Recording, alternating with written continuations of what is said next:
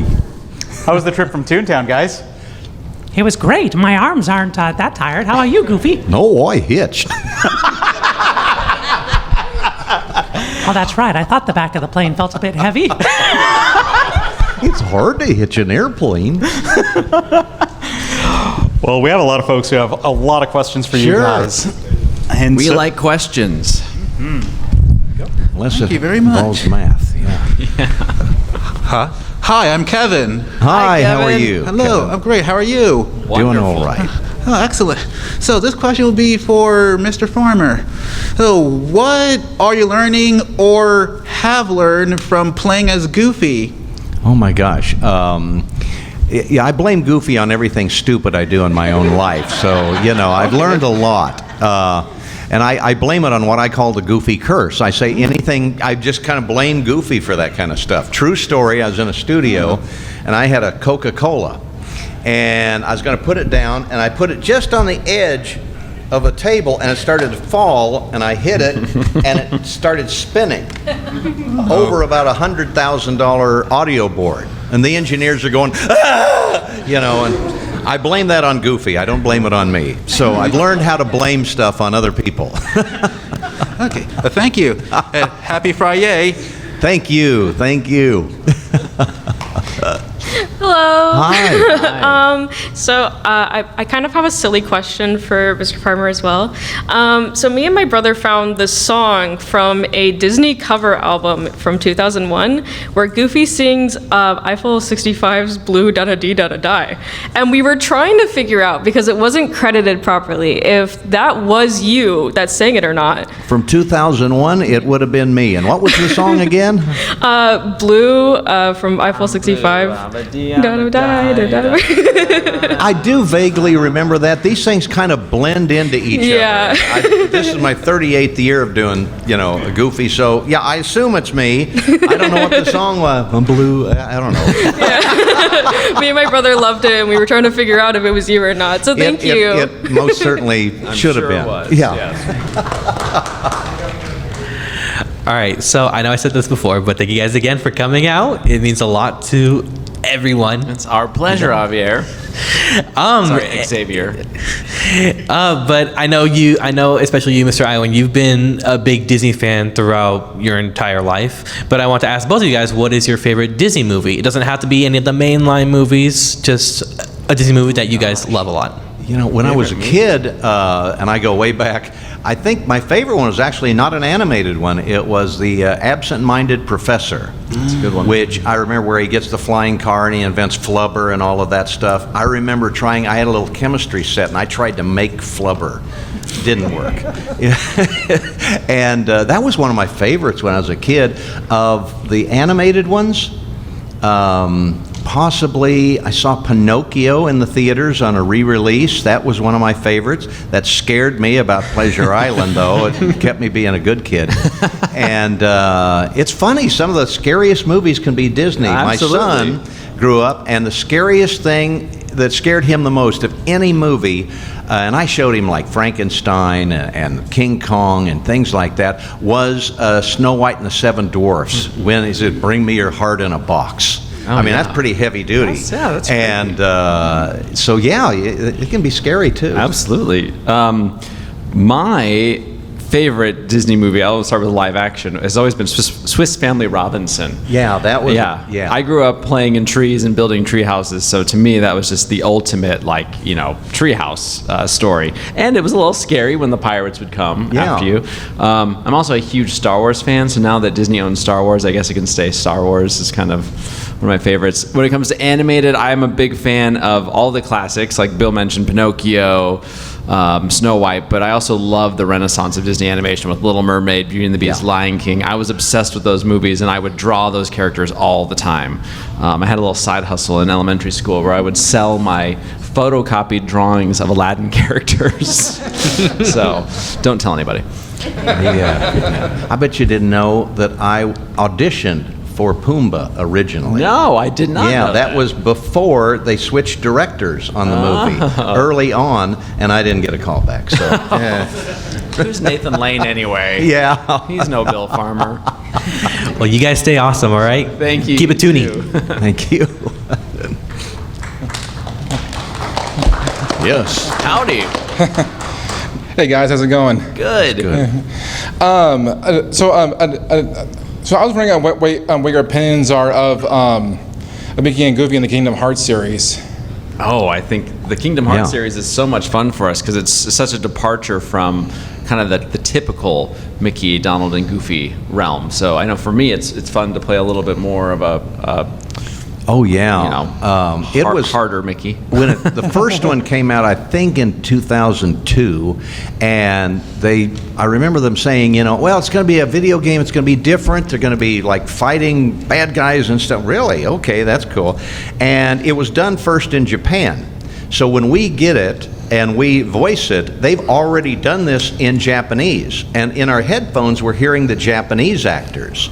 And we have a big book of lines, and they'll say like, go to line 16, 48, 112, 235, and then you do that line like, gosh, come on, Sora, let's go, or whatever the line is. But I'm hearing that with the Japanese actor doing Goofy, and it sounds weird to me. It's like, I can't do Japanese, and then I have to put the English words in the same length of time to match the lip flaps of the animation so they don't have to do too much reanimating. And it's very difficult to do that because you're watching the movie, and we normally don't. We normally just have a script. And we're watching this, and then they have like 3 beeps, and it's beep, beep, beep, gosh, let's go, and you do the line, and you hope you do it right in the pocket. And technically, it's very difficult. And we don't know what anyone else is saying because it's still in Japanese. So it's like we don't really follow the story that much. We have no idea. The fact that I don't be able to speak Japanese, I took 2 semesters of it in college. I still can't speak it fluently. Yeah, then you probably wouldn't know what's happening in the games either. One of my favorite things is people always ask us, and with the assumption that we're very familiar with the plot of these games. And like Bill said, we get a stack of lines that are just our lines, and we don't get to see what the other characters are saying. So it's up to our director in the moment to say, okay, in this scene, Mickey lost Sora, and he's found him in this realm of darkness, and now these things are coming up, and so Mickey's gonna fight. And that's all you get. Like, you have no idea. You're like, oh, okay. So then you're like, but I have no clue what's happening in the story. And by the end of that session, you're like, I don't know where we've been or what's going on. We know so far less than the average fan does. And it's usually broken up into several. I think the last game I did like 4 sessions total. Oh, yeah. Like, it's And a they're lot like- of 3-hour-long, 4-hour-long sessions. So it's a lot of content. And you're just doing line after line after line, and then it can switch worlds and scenes and everything. They don't have to follow each other, so you don't even get a sense of the story, really. It's just a lot of lines that you're doing. So that's unusual, and it's unlike anything else we've done. And they make us sign a big NDA contract, which essentially, in my mind, means I just forget everything the minute I leave. So there's no risk of me spilling the beans. I got in so much trouble. I was going to reference that. Because someone asked me, because it took a long time for them to release the 3rd game. And so someone asked me once, they said, when's Kingdom Hearts 3 going to come out? And I said, probably by the end of the year, I guess. And it went viral. It went, and then it was like trending. And they said, Bill Farmer said that the game will come out this year. No. And I get a call, and the Walt Disney Company. Okay, I know what this is about. What did you say? Well, I don't know. Bob Iger doesn't call me up and say, we'd like to release the game this year. Is that okay, Bill? No, they don't do that. So we don't know. We're the last to know. I got the same call, but on the other end, they said, don't do what Bill just did. It's always blamed on Goofy. Bill's like, I didn't say that, Goofy did. Yeah, it's unique. It's a unique game. Cool. Thank you, guys. Good questions. Thank you. Hi. I was wondering what it's like to voice the lines in the Disney parks for, like, Runaway Railway, for example. Yeah. What it's like to do that. how did we do that? Or Yeah, or like, is it any different? What's it from- like? It's I did my lines over at what's called Walt Disney Imagineering, which is called WED, and it was in a room. And unusual thing, they had 2 microphones recording me. A ribbon microphone, getting technical. It's a little deeper sound than a regular microphone.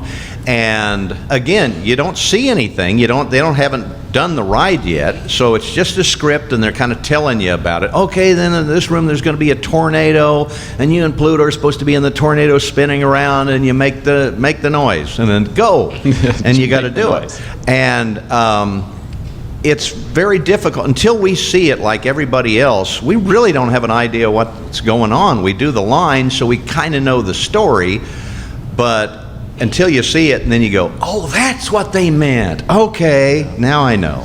I love doing stuff for the theme parks because, Mickey and Goofy and Donald and Pluto in the TV shows are one thing, right? They're usually playing a role, and they live in a world, and they do that, whatever happens in that world. Well, in the theme parks, those characters are out in our world now, and so they really get to play host, and they get to, they're aware of all the people who are coming there to experience the magic of a Disney theme park, and so they really get to entertain them. And I've always loved that, as voice actors, we do a lot of the work, as Bill's mentioned, behind the scenes. We don't get to see an audience reaction.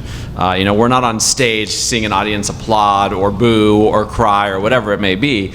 But when you go to a Disney park, you get the chance to watch a show that's happening in front of the castle, let's say, and you see Mickey come out, and you see everyone cheer and go crazy. And it's a great reminder of how loved these characters are and how much they mean to people. And that's unique to a Disney theme park. You really don't get to see that anywhere else. And I would argue that there's a lot of, not as many animated characters who get the same response that these characters get within the walls, behind the berm, as it were, of a Disney park. So it's really special. Every time we get to do Disney park stuff, I love that because I'm a huge Disney park fan. So it's a fun thing for me to imagine. I can always picture being up on that castle stage, looking over Main Street. Thank you so much. Thank you. But not dancing in like 100 degrees. Not dancing in 100 degree, no. I stopped dancing at like 75 degrees. That's when I'm done. Hello. Hello. So I'm not sure how much you guys are aware, but your guys' voices do lend to a lot of memes. Like for Mickey, you got the whop-em. Or Goofy, the iconic yell, the wahoo-hoo-wee. I don't know if you guys have ever had lines that you particularly like that maybe you repeat. Like your own memes that you guys you think of as just everyday things that might be. Oh yeah, well there's speaking of the ones that are really popular, like the Goofy yell and all of that, people always think that I did that once and then I use a library, just put that in whenever they need that. No, I do it on every show we do, it seems like. Goofy yell, okay, let's do it. And do it again and again. In other words, get it. I always think it'd be better if they did it where you do it a number of times, you get it perfect, and then they use that one. No, they don't. Oh wow, okay. No. Every time I'm doing a new one. So. Oh wow, okay. There's a lot of play and repeat. I can't tell you how many times I've said, Hi, everybody, it's me, Mickey Mouse. Yeah. you'd think they'd have that in the can, but nope. And I think I'm coming up on my 1,000,000th gorge. At least. I think my favorite Mickey line is still, Some imagination, huh? it's just, quintessential Disney magic to me. So Fascinating. that should be a meme. Come on. That should be. Who Yeah. makes memes? Yeah. Hello, meme? But no, that's fascinating because I know so many people online will they'll repeat the same Goofy yell. I had no idea you made it each time. That is awesome. Yeah, pretty much. I think I did it probably 2 or 3 times this week. And They make us work for our money, yeah. our paychecks. Well, thank you and take care. Thank you.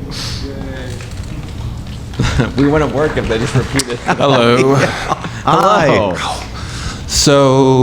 So during the, this is questions for you. So during the production of a Goofy movie, during the production, I know Powerline is basically based off of Michael Jackson and Prince. I was wondering if any of the cast and crew of the movie ever tried to try to get Michael Jackson or Prince. Did that ever happen, or what's the story behind that? to voice what? I didn't quite catch all of it. Power line? Well, Tevin Campbell, when we did the movie, he did the song separate. I never met him then, and not until about 6 years ago at a D23 conference, we did a Goofy movie panel, and we had a room like this that was just packed to the hilt, and all the cast and everything, and Tevin Campbell came up, so he sang I live to the crowd, and I sang with Jason Marsden, The Open Road, and it was like, gosh, that was amazing, the fan reaction from that. It was at D23, and they had all these panels. They had, like, the Star Wars panel, Harrison Ford and George Lucas were on the panel and stuff, and they had in some magazine the top 10 panels to see, and ours wasn't even on it. It wasn't even in the top 10, but we were number 1 in audience appreciation. And so we beat out the Star Wars panel. I'm really proud of that. That was fun. But it was like, Tevin is absolutely amazing. And just the vibe in that room from seeing everybody just enjoy that show. And, I mean, everyone was getting up and dancing, and it was like, it was incredible. And next year's its 30th anniversary, and there are very few films that have been able to last and even get more popular over the years. It came out in '95.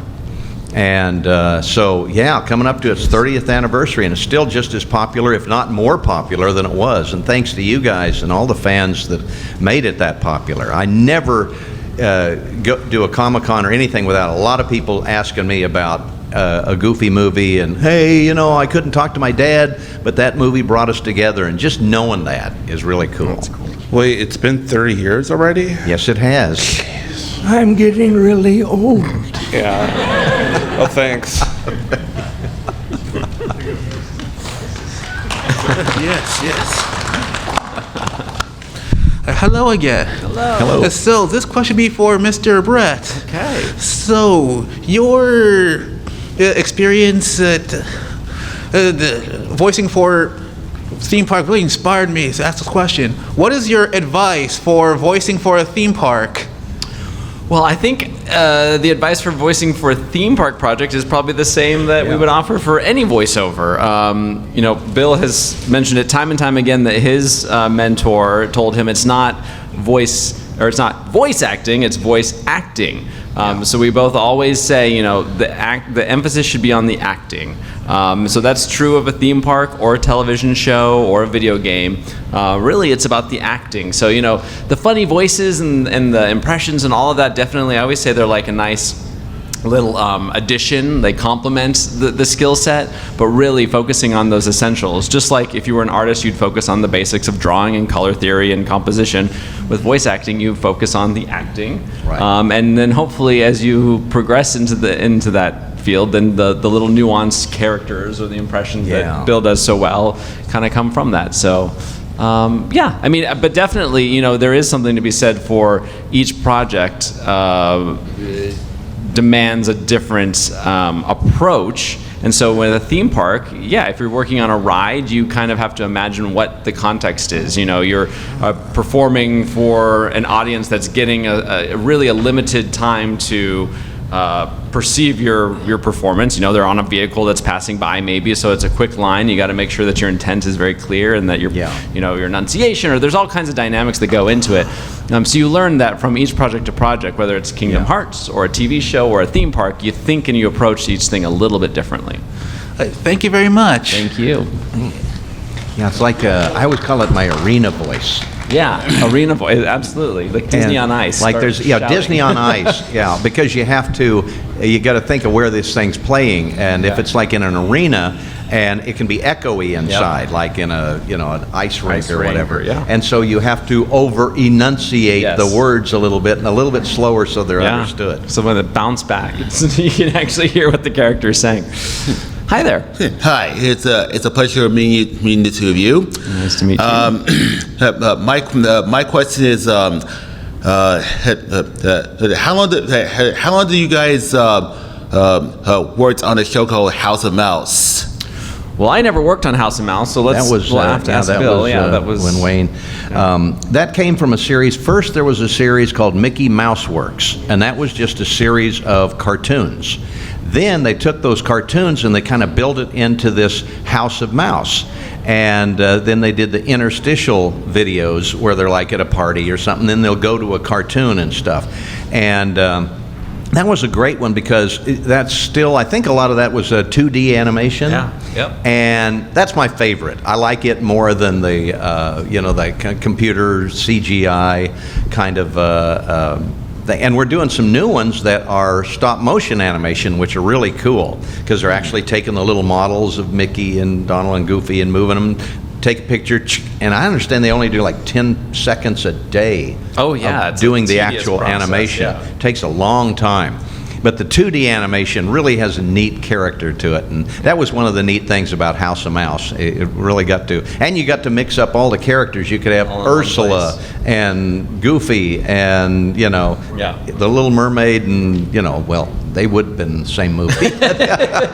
They do know each other. They do know each other. Yeah. But Ursula Jafar and Ursula. Yeah, and wouldn't hang around Maleficent, with Minnie too much. Probably not. No.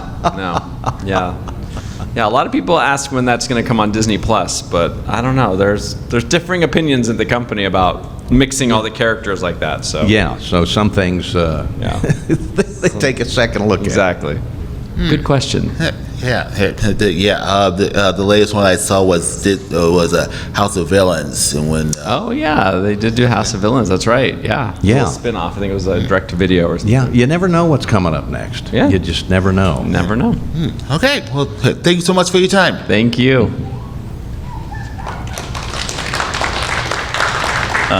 Hello. Hello. Hi. It's an honor to meet you both. Just wanted to say. thank And, Good to see you. I like your watch, by the way. Oh yeah, I didn't notice that when you came up earlier. Very cool. Mickey Mouse watch. Yeah.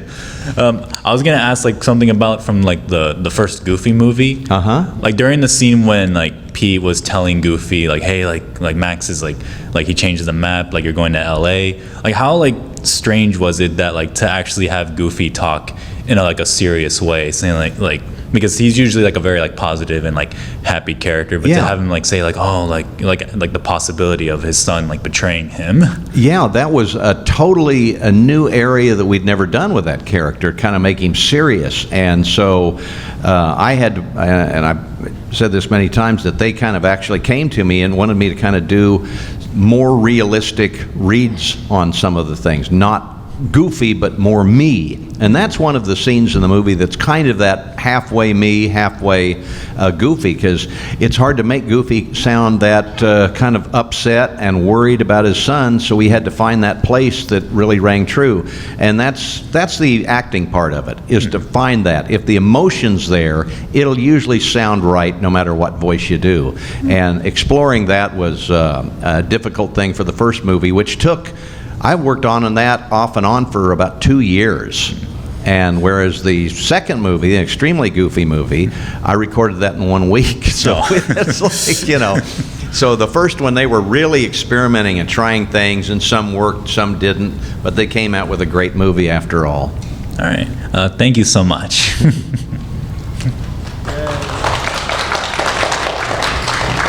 Hello. Hi. So this question is actually for you. Okay. Back in 2009, when you took over for the voice of Mickey Mouse, what was going through your head at the time? Did you have any negative thoughts on, am I able to fill this role? Am I able to step up as Mickey Mouse? Absolutely. Mickey is a very intimidating character. I've been a Mickey fan my entire life, been a Walt Disney fan just as long.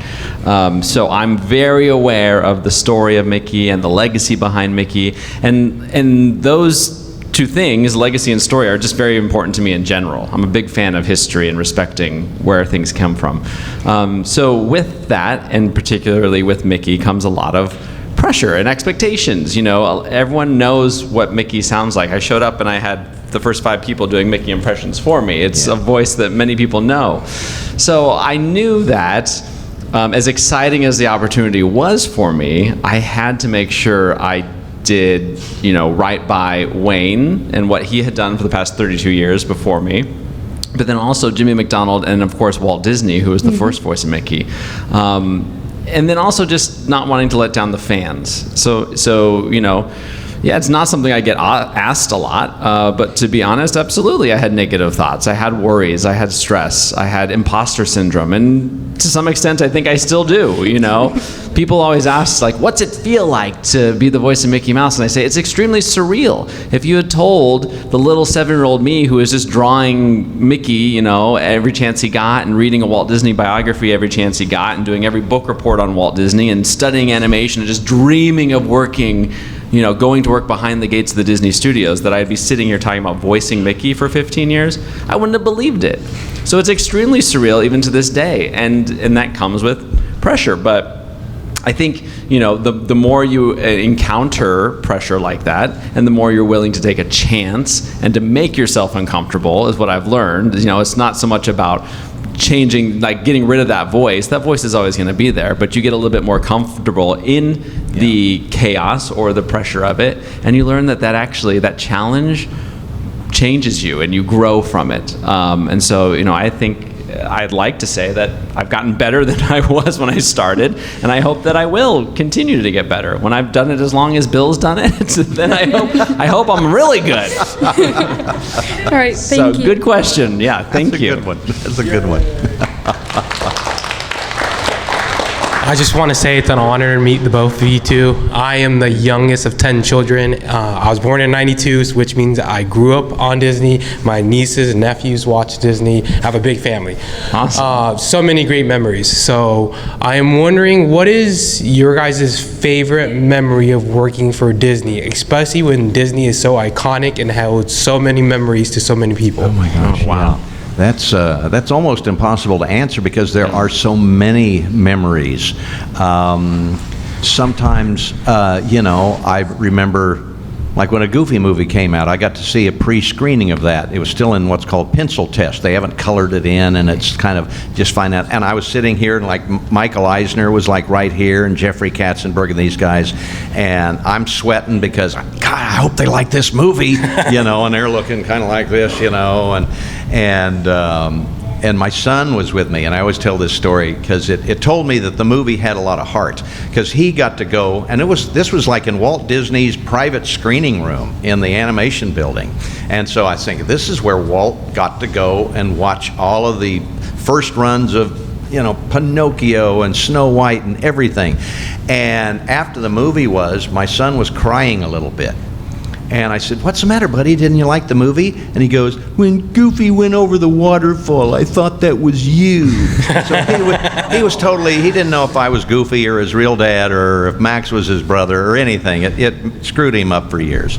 But those kind of little, but there's so many of those memories. Like the first time I got to go on the Disney cruise ship was great. And the first time I saw anything on a big screen with an actual audience, because as Bret said, we don't get a response because we do these lines and they go out and become a cartoon and then they're on TV and we don't hear the reaction. But in a movie theater or in a live thing at Disneyland, you get that reaction. You say, "Oh, they really like that." And that's really, the first time you do that is really special, and was for me. So there's many little things that come back. Going to, we used to do, like when they opened in Florida, they would open up like Animal Kingdom and things, and we'd go down there and we'd do radio interviews. And that was with Wayne and Rusey and Tony, and we were like a little family. And we got to go on air as these characters, and it was just, it's surreal. It is surreal, but it's so great. And so there's so many little memories over the years that kind of come to mind. Yeah, you put it perfectly. It's almost impossible to answer because I've been doing it less than half as long as Bill's been doing it, and I've had so many, for this Disney fan to even just get an ID that has my picture on it and says the Walt Disney Company. That was like, when I got my name tag, I was like, oh my gosh, I have a name tag. Those little things. Yeah, but you know, it's like I've been standing next to Bob Iger with his arm around me, introducing me to Michelle Obama. Like, that's weird. That doesn't happen normally. No, that kind of. Like, I think for me, the most exciting and most memorable moments are when I've gotten to meet people that I've admired for so long or have been great influences on me. A lot of the Disney Imagineering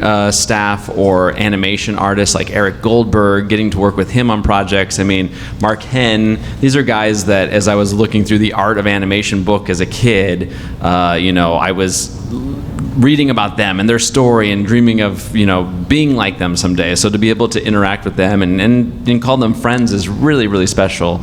But yeah, we've, similar to what Bill said, I've gotten to go on Disney cruises. I got to press the button that blew the horn on the cruise ship. That's weird.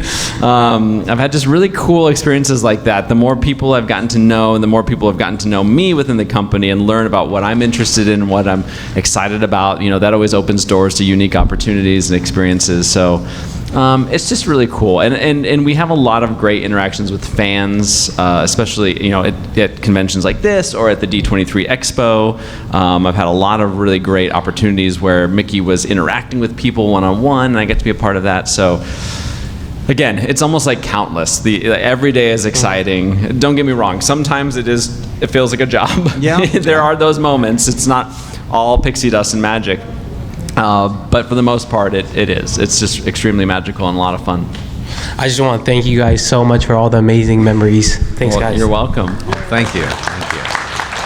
Hi, buddy. Ironically, Bill, I just got a phone call, and it literally said Disney was calling me. The name that popped up said Disney. They watching that's this? All it said. I don't have anyone saved in my phone called Disney. I don't know why. I know. I'm just waiting for Disney. I didn't get from Florida. Okay. I think they're upset with you over Kingdom Hearts. I think that they left a message. Now I want to know. How did you feel drawing pictures of Mickey and then becoming the voice of him? Oh, great question. Thanks. Yeah, I jokingly, not jokingly, I always say I learned to draw by drawing Mickey. I drew Mickey all the time as a kid. I even have one of my earliest drawings, which I think was done at 4 years old. So now getting to voice him is one thing, but I've also gotten to continue to draw him, and I just painted Mickey's official 95th birthday portrait, which was released last November. It's only the 8th portrait that's ever been commissioned for Mickey, so that was an extremely surreal, talk about surreal. That was a surreal moment for me, and it's one of those things where I can't help but smile. It's so much fun. I just get to have fun. I have the best job. I have fun all the time. Thanks. You're welcome. Thanks for the question. Well, thank you, gentlemen, for coming out. And let's have another round of applause. Thanks, everybody. Everyone, please still go see them at their booth. If you still have any other questions, if you still want to just say hi, but go see them at their booth.